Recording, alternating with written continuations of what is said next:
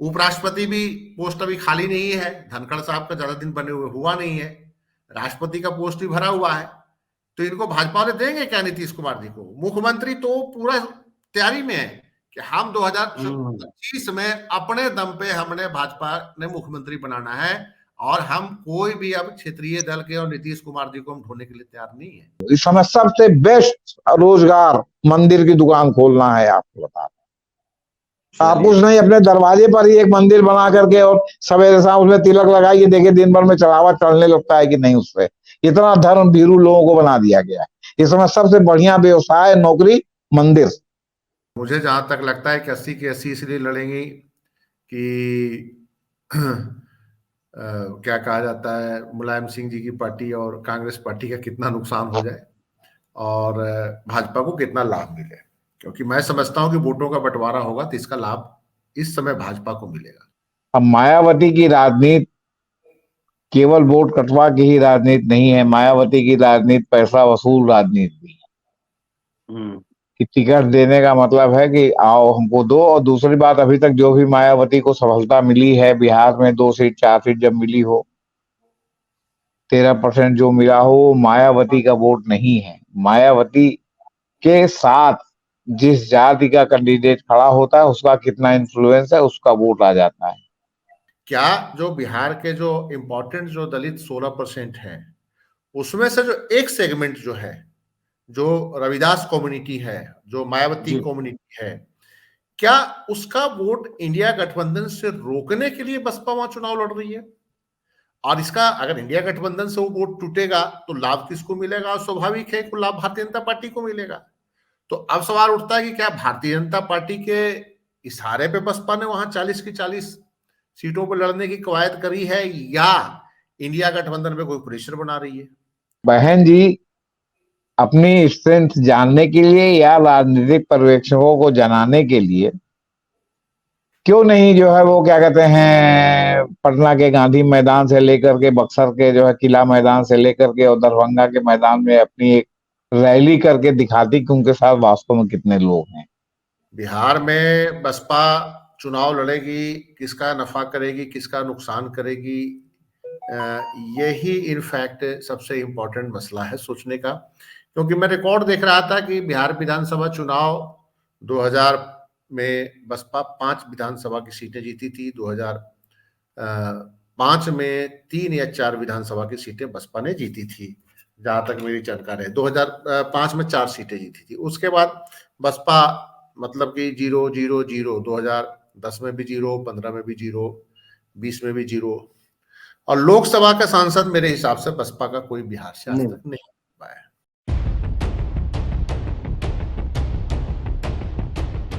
बिहार, बसपा और इंडी गठबंधन। बसपा 40 सीट पर बिहार में लड़ेगी, पूरे के पूरे 40 सीट। वैसे बीएसपी किसी गठबंधन का पार्ट नहीं है, मतलब कि 545 सीट पर अपने उम्मीदवार खड़े कर सकती है। लेकिन ये सूचना आई कि बिहार में सबसे पहले 40 सीटों की घोषणा है कि 40 पे लड़े। उत्तर प्रदेश में 80 सीट है, बसपा 80 सीट पे लड़ेगी। अगर बिहार उत्तर प्रदेश को मिला दे तो 120 तो यही हो जाता है, और झारखंड जोड़ दे तो 134।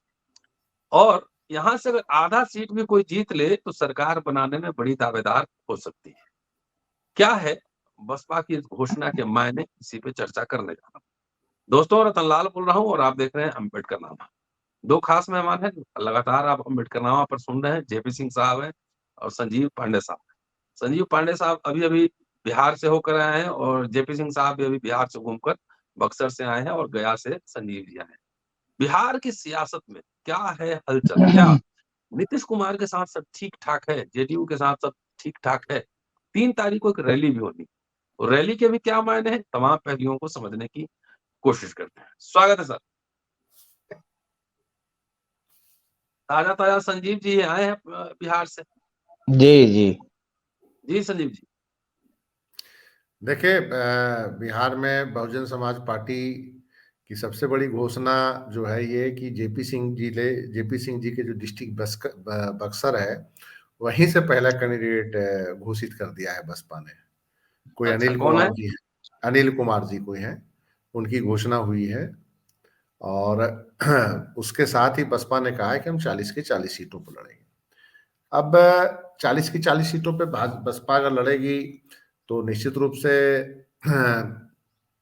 किसकी मदद होगी और किसका नुकसान होगा, इसका अनिल चिंतन। अनिल शायद वो पटेल हैं, पटेल साहब हैं, पहले अपनी पार्टी चलाते थे और बसपा ज्वाइन की थे बाद में, शायद वही अनिल कुमार। ये खैर ये तो मुझे जानकारी नहीं है, लेकिन घोषणा अनिल कुमार की हुई है। और चूंकि बसपा पिछली बार भी जब वहां चुनाव लड़ी थी तो उसको बक्सर में 13% वोट आया था और तीसरे नंबर की पार्टी थी बक्सर में Baspa, after BJP. And second पे तो स्वाभाविक है कि जो महागठबंधन का उम्मीदवार था तीसरे नंबर पे बसपा थी। तो निश्चित रूप से अब चूंकि बिहार में बसपा चुनाव लड़ेगी, किसका नफा करेगी किसका नुकसान करेगी, यही इनफैक्ट सबसे इम्पोर्टेंट मसला है सोचने का। क्योंकि मैं रिकॉर्ड देख रहा था कि बिहार विधानसभा चुनाव 2000 में बसपा 5 विधानसभा की सीटें जीती थी, 2005 में 3 या 4 विधानसभा की सीटें बसपा ने जीती थी, जहां तक मेरी जानकारी है। 2005 में 4 सीटें जीती थी। उसके बाद बसपा मतलब कि 0-0-0, 2010 में भी 0, 15 में भी 0, 20 में भी 0। और लोकसभा का सांसद मेरे हिसाब से बसपा का कोई बिहार से आज तक नहीं पाया। तो निश्चित रूप से बसपा का संगठन भी नहीं है, बसपा का किसी भी लीडरशिप का वहां पे कोई वैचारिक धरातल पे काम भी नहीं किया है, जिसकी राजनीति के लिए बसपा जानी जाती है। तो वैसे में 40 सीटों पर लड़ने का मतलब क्या है?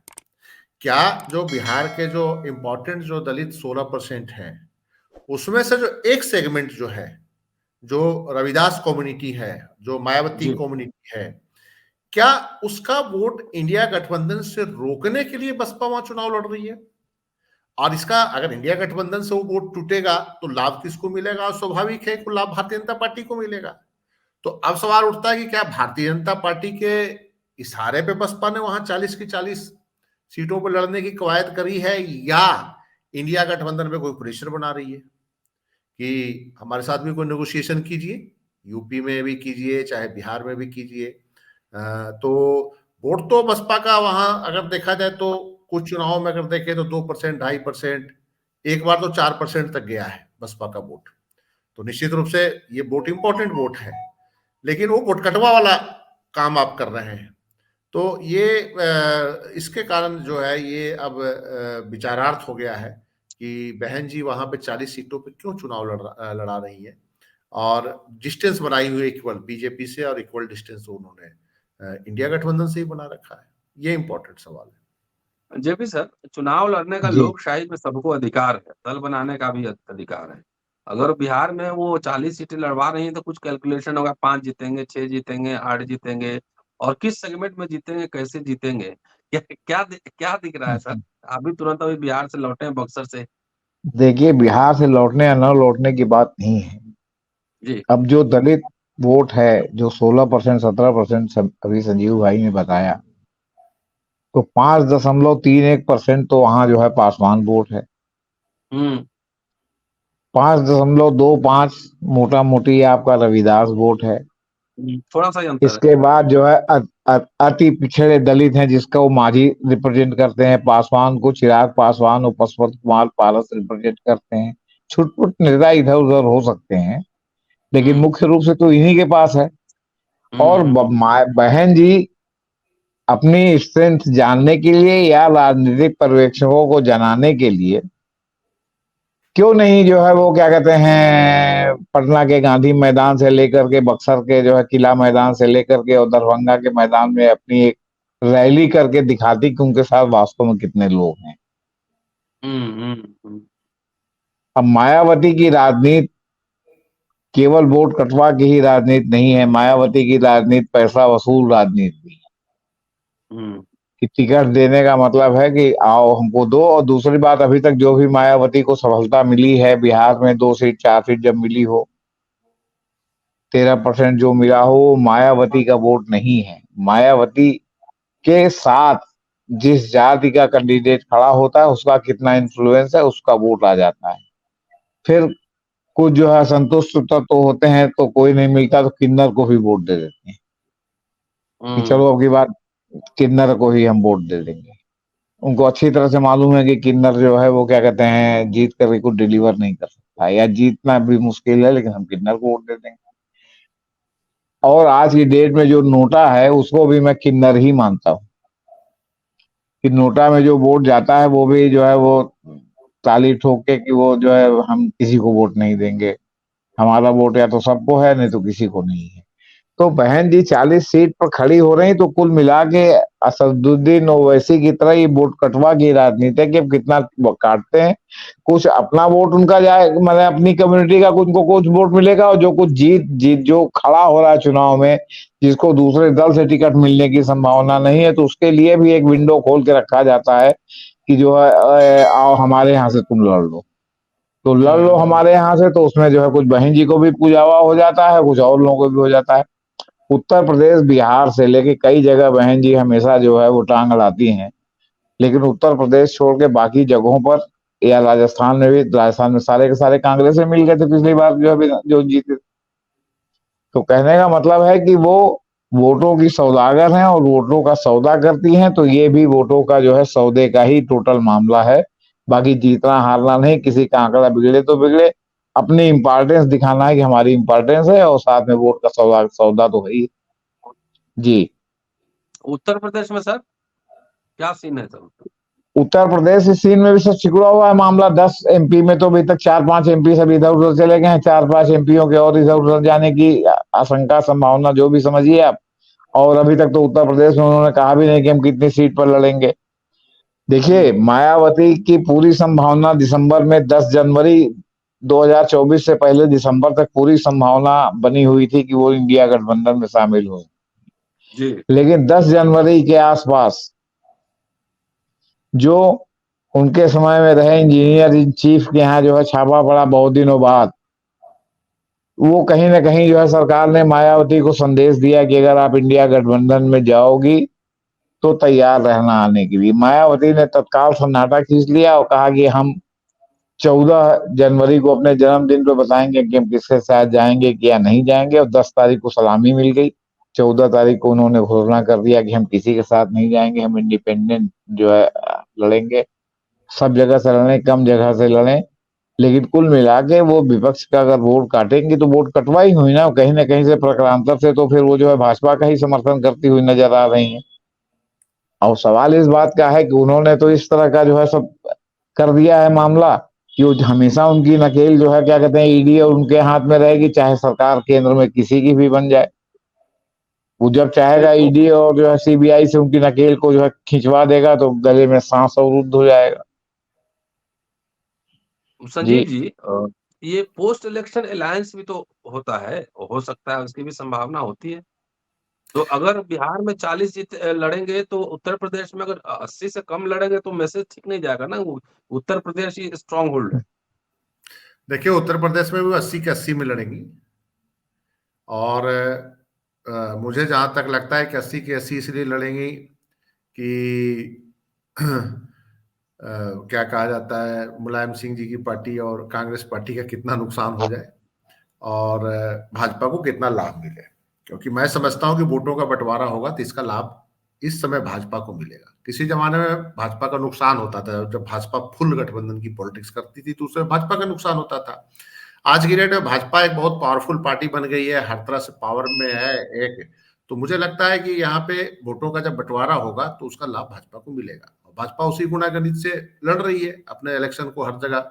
कभी किसी को डराती है क्या तो हमारे साथ खुल के चलो, और नहीं चलोगे तो विपक्ष के साथ भी हो तो खुल के ना चलो, और नहीं तो टूट जाओ, और नहीं तो मेरे मर्जी से हम जो कैंडिडेट तय करना चाहते हैं उसको कर दो। ये भारतीय जनता पार्टी की बड़ी सीधी सी राजनीति है। और उस राजनीति में जो है ये बहन जी सहयोग कर रही है भाजपा की। अच्छा, बहन जी भाजपा से सहयोग कर रही है तो बहन जी पहले भी भाजपा की सहयोगी रही हैं। मुलायम सिंह की भी सहयोगी रही है, भाजपा की भी सहयोगी रही है। लेकिन चूंकि बिहार की पॉलिटिक्स थोड़ी यूपी से डिफरेंट है। देखिए यूपी की जो दलित पॉलिटिक्स है और वैचारिक धरातल पे दलित राजनीति को मजबूत किया। वैचारिक धरातल पे वहां पे दलितों ने एक लड़ाई लड़ी और वो काशीराम जी ने वो लड़ाई लड़ी थी। और बिहार में क्या हुआ कि बिहार में जगजीवन राम जी ने जो एक लड़ाई लड़ी वैचारिक धरातल पे दलित पॉलिटिक्स की, वो जगजीवन राम जी के बाद खत्म हो गई। और एक और भी देखिए कि उत्तर प्रदेश में पहला दलित मुख्यमंत्री 1995 में मिला, मायावती जी बनी खुद। और बिहार ने दलित मुख्यमंत्री 1970 के दशक में दिया था। 1968 में भोला पासवान शास्त्री बन गए थे और वो लगातार 2-3 बार बीच बीच में बनते रहे। रामसुंदर दास जी बने 1977-78 के, जब जनता पार्टी की सरकार आई थी। तो 2 दलित मुख्यमंत्री भी बिहार में बहुत पहले मिला, और एक राष्ट्रीय पटल पे भी एक बहुत बड़े दलित नेता के रूप में जगजीवन राम जी उभरे। तो बिहार की दलित पॉलिटिक्स इतना ऊपर जाने के बाद भी इसलिए बिखर गई कि वैचारिक धरातल पे दलित नेताओं ने आगे उस लेगेसी को बढ़ाया नहीं है, वैचारिक धरातल पे काम नहीं किया, और दलितों को अलग अलग पार्ट में बांट दिया कि ये दलित है, ये दलित है, ये दलित है। और उसके बाद वो दलितों के अलग अलग पॉकेट बन गया, और उसमें हर जाति का दलित का एक नेता हो गया। वो सर्वमान्य दलित के नेता होने के बजाय एक विशेष दलित जाति का नेता हो गया। फिर वो दलित नेताओं ने एक और कलाकारी करी, वो अपने जाति के अंदर भी वैचारिक धरातल पे 1% भी काम नहीं किया। पॉलिटिक्स में जो एक होती है कि जो दलित पॉलिटिक्स का जो एक विचारधारा की जो पॉलिटिक्स है, जिस विचारकी पे आप लड़ रहे हैं, उसके लिए उन्होंने काम नहीं किया। वो क्या किया कि उन्होंने सत्ता, धन और बल को अपने फैमिली में समेटने की सिर्फ कोशिश करी। उसमें अब रामविलास पासवान की राजनीति ले लीजिए, चाहे आप जीतनराम मांझी की राजनीति ले लीजिए, यही दलित नेता हम लोगों को दिख रहे हैं ना 1990 के बाद। अगर बिहार में देखा जाए तो सबसे बड़े दलित नेता 1990 के बाद बिहार में तो रामविलास जी दिखे। और अभी जो है एक जीतनराम मांझी भी हम पार्टी बना के एक ही जिला 2 जिला में प्रभाव है, लेकिन अपने आप को प्रोजेक्ट करते हैं, लेकिन वो कभी नहीं कहते कि हम दलित वैचारिकी के नेता है। हम उनसे बात कीजिएगा तो हमेशा कहें मांझी लोग के 2.5% वोट है और मांझी को कुछ नहीं मिल रहा है, ठीक है।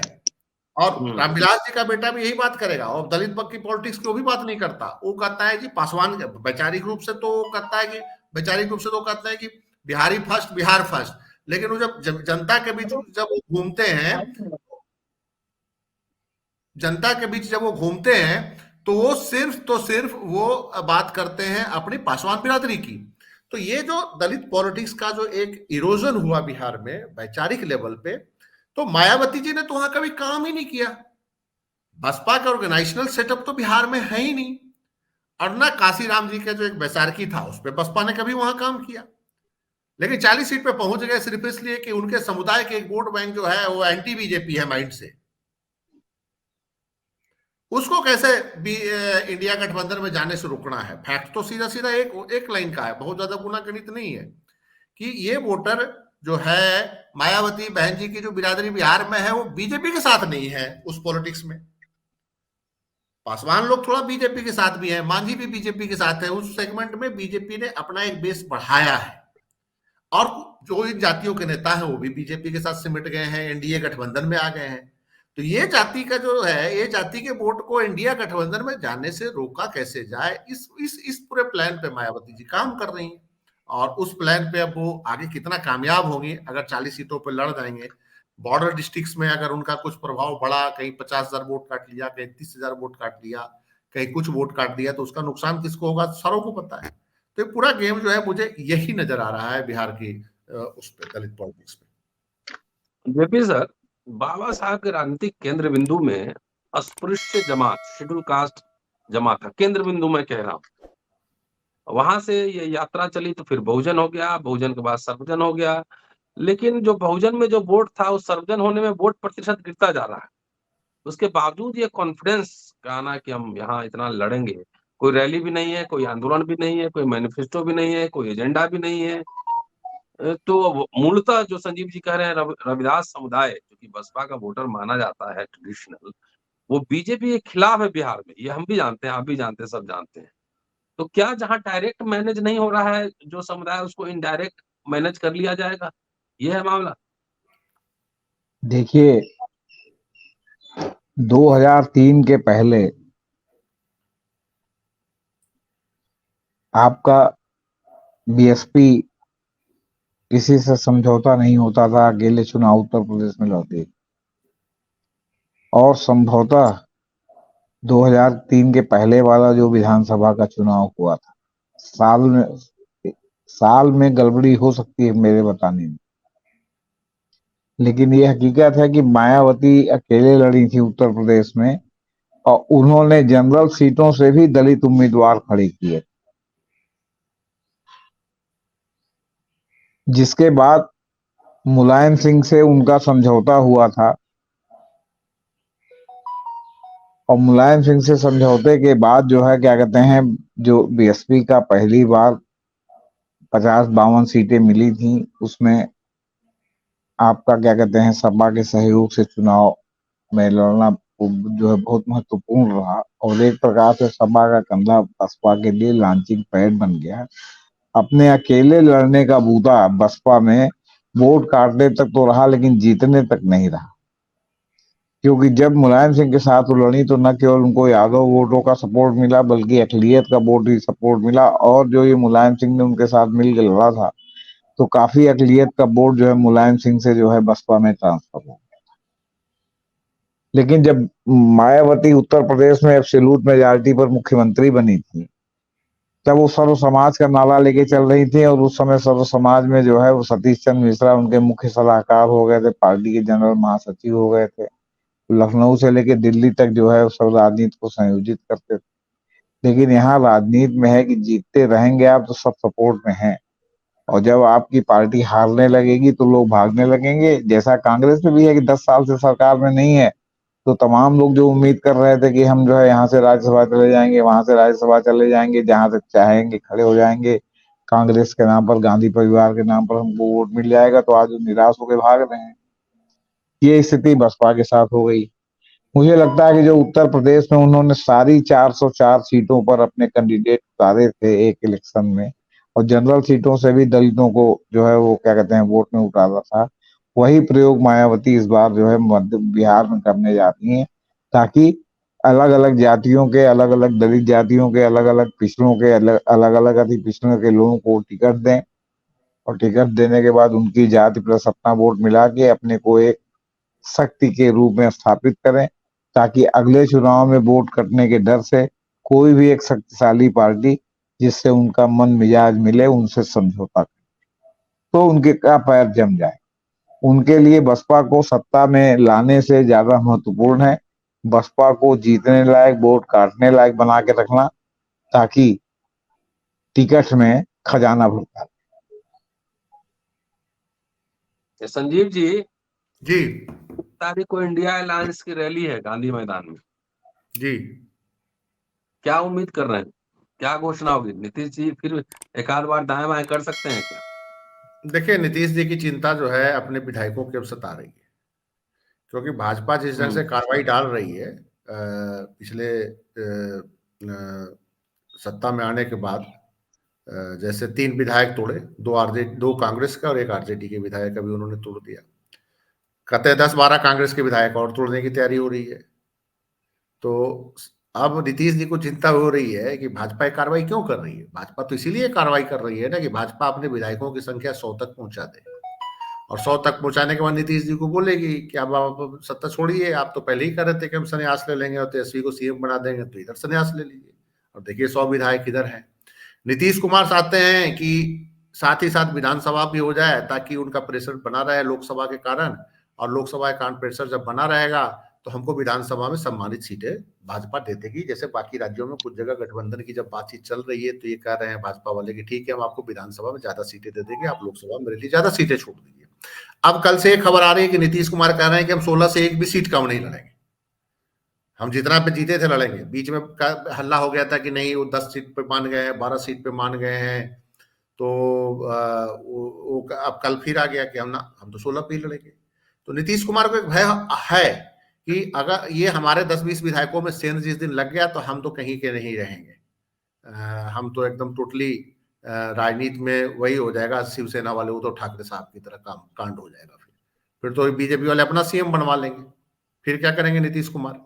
तो ये परिस्थितियों में अब नीतीश कुमार फंस गए हैं इस पूरे खेल में। ज्यादा पलटी मारने वाला होता है वो, ज्यादा चालाक जो बनता है वो, बिहार में कहावत है 3 बार मांगता है, तू हो गया नीतीश कुमार जी के साथ।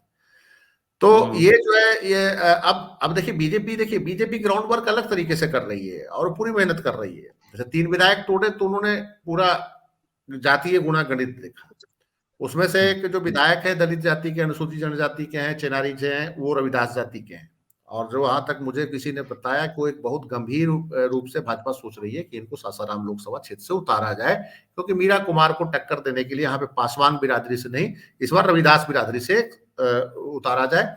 और भाजपा ये भी नहीं चाहती कि कोई इम्पोर्ट उधर से दूसरे जिलों से आयात करके हम उतारें, जैसे एक जनक राम है कि जनक राम को यहाँ लेके आए, नहीं, लोकल एक विधायक को लड़ा दो। और दिलचस्प बात यह है कि इनका जो बायोडाटा है कि बड़ा कट्टर कांग्रेसी है मुरारी गौतम जो अभी गए हैं भाग के, बहुत ही कांग्रेसी, मतलब कि पुराना एक खानदानी कांग्रेसी फैमिली से है। इनका जो पूरा बायोडाटा है कि बहुत ओल्ड, इनके फादर भी कांग्रेसी थे, शिक्षक थे और ओल्ड कांग्रेसी है, लेकिन अब वो चले गए। भाजपा देखिए, भाजपा ऐसे लोगों पे पूरा नजर रखे हुए है, कौन बंदा है, कितना पुराना है, उसका इलाके में जनाधार क्या है। इनके पिताजी भी एक बड़े वहां के उस एरिया के सासाराम के नेता, कांग्रेस के नेता के रूप में रहे थे, बाद में आरजेडी में चले गए थे, लेकिन ये कांग्रेस में ही रहे। फादर आरजेडी में चले गए, लेकिन इन्होंने कांग्रेस नहीं छोड़ा बुरे दिनों के बाद भी। कांग्रेस के बुरे दिन ही रहे 20-30 सालों में, वहां पे कांग्रेस के लोग कहाँ हैं, लेकिन उनको भाजपा ने पूरा होमवर्क करके तोड़ दिया कि ये मीरा कुमार जी के अगेंस्ट हम लड़ा सकते हैं, इनको, इस कैंडिडेट को एक मजबूत कैंडिडेट हो सकता है। तो भाजपा तो इतना वर्क कर रही है। अब वो जो है बाकी जो पार्टियां हैं उनकी आप कहानी देख ही रहे हैं, और नीतीश कुमार जी का तो कहानी है किसी ढंग से मुख्यमंत्री का हमारा कुर्सी बचा रहे बस। अब उससे आगे प्रधानमंत्री वाला ख्वाहिश तो इधर पूरा होता, जहां पे सूत्रधार बने थे इंडिया गठबंधन में, कि बाद में होता कि देवगौड़ा बन जाते, इंद्र कुमार गुजराल की तरह आ जाते, ऐसी स्थिति आ जाती तो, लेकिन उसमें तो ये काम किए नहीं, हो तो चले गए उधर।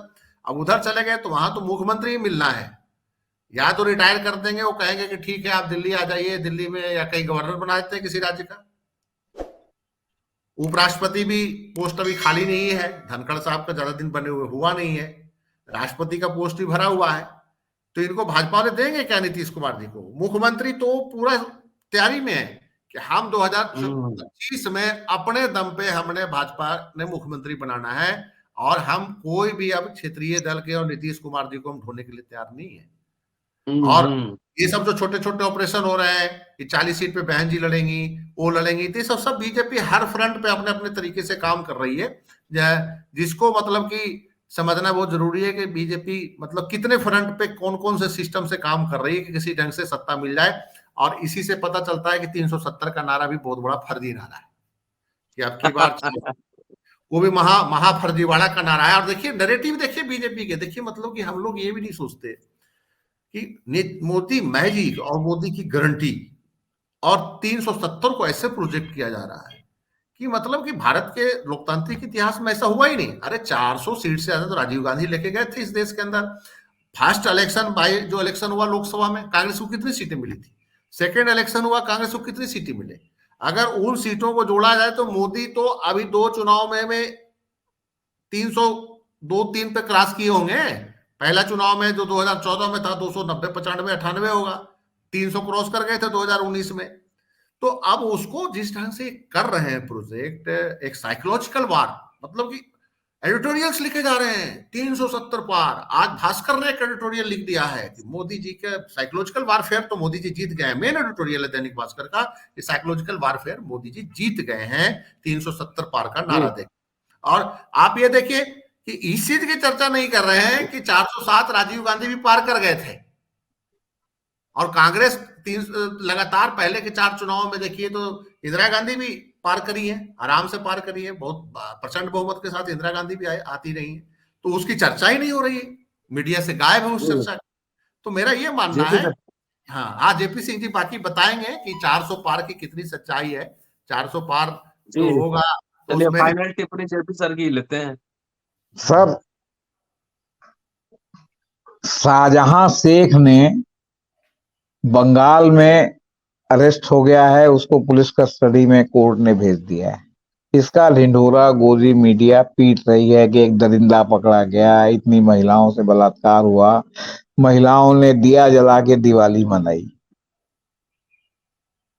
और जो सबसे सर्वोत्तम प्रदेश है जहां से मोदी जी आते हैं, Gujarat model, Gujarat national law university में रेप और गे सेक्स रैगिंग के नाम पर किया गया, और उसका कोर्ट ने स्वतः संज्ञान लिया, और लेने के बाद एक जो है वहां के पूर्व चीफ जस्टिस की अध्यक्षता में एक कमेटी बना के जांच कराई। कमेटी ने रिपोर्ट दी कि ये बिल्कुल सत्य घटना है, इसमें कहीं कोई अतिरंजना नहीं है।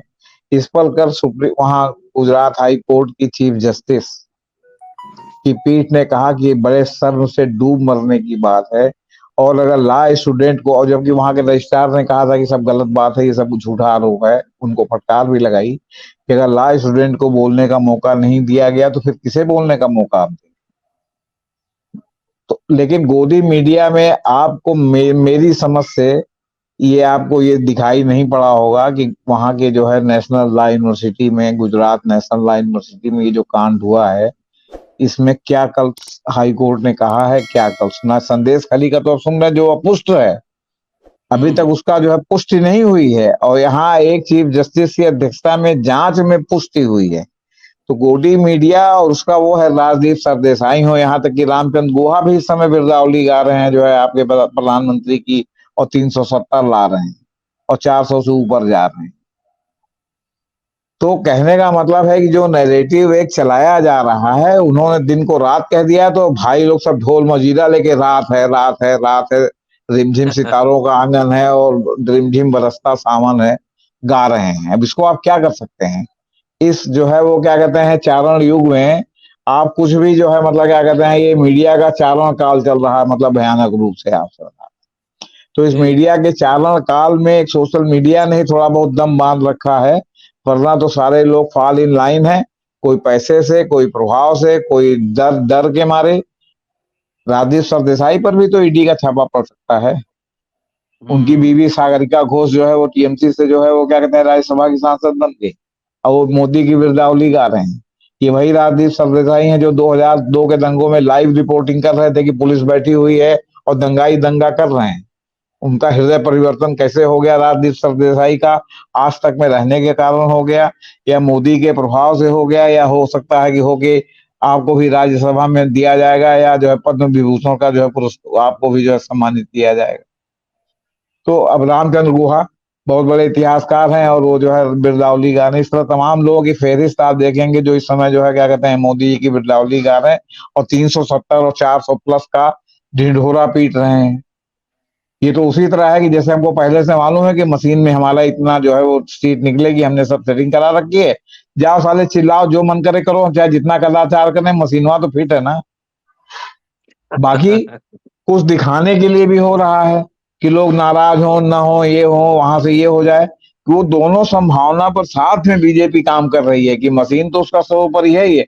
अगर किसी वजह से मशीन नहीं चली तो जनता के आक्रोश का जो है वो निशाना न बन जाए। वो इस लाइन पर जो है बीजेपी लगातार काम कर रही। जनता का आक्रोश अगर दूर हो जाएगा, मशीन चल गई तो जनता के आक्रोश का कोई फर्क नहीं पड़ता। लेकिन अगर बाय द वे मशीन नहीं चली तो क्या होगा, इस संभावना आशंका से बीजेपी डरी हुई है, और इसके लिए वो जो है जगह जगह जो तमाम कदाचार और उसका सहारा ले रही है, उसके कारण ऐसा ले रही है। और उसमें बहन जी असुद्दीन ओवैसी ने उत्तर प्रदेश में अखिलेश यादव से 5 सीटें मांगी हैं, और नहीं कहा है कि हम जो है वो 18-20 कैंडिडेट खड़ा करेंगे, उत्तर प्रदेश 25 कैंडिडेट खड़ा करेंगे, आप हमको यार इतना दो नहीं तो हम वोट काटेंगे। उनके बारे में भी लगातार जो है यही है कि भाई वो तो जो है क्या कहते हैं बीजेपी की बी टीम के रूप में वो खाली वोट कटवा की राजनीति करते हैं। तो वोट कटवा की राजनीति से ज्यादा वो अपनी प्रासंगिकता को बनाए रखने की राजनीति करते हैं, कि या तो आप उनका वोट काटने के डर से आप उनके साथ समझौता करके उनको भी समायोजित करो, उनके भी कुछ एमपी रहें। और ये चाहे जो भी अतिवादी पार्टियां हैं, चाहे आपका क्या कहते हैं हिंदू अतिवादी पार्टी हो या मुस्लिम अतिवादी पार्टी हो, इनका जो रोल मॉडल है ना, सुहरावर्दी का रोल मॉडल, कि जिस तरह सुहरावर्दी की सरकार में जो है क्या कहते हैं आपके हिंदू महासभा के नाम पर श्यामा प्रसाद मुखर्जी भी मंत्री थे, तो चाहते हैं कि जो धर्मनिरपेक्ष हैं वो किनारे हो जाए, रैशनल लोग हैं किनारे हो जाए, और जो है वो क्या कहते हैं हिंदू और मुस्लिम के सांप्रदायिक दलों के मिलके जो है राजनीति में मुद्दे गौड़ हो जाए और वो प्रमुख हो जाए आप जी।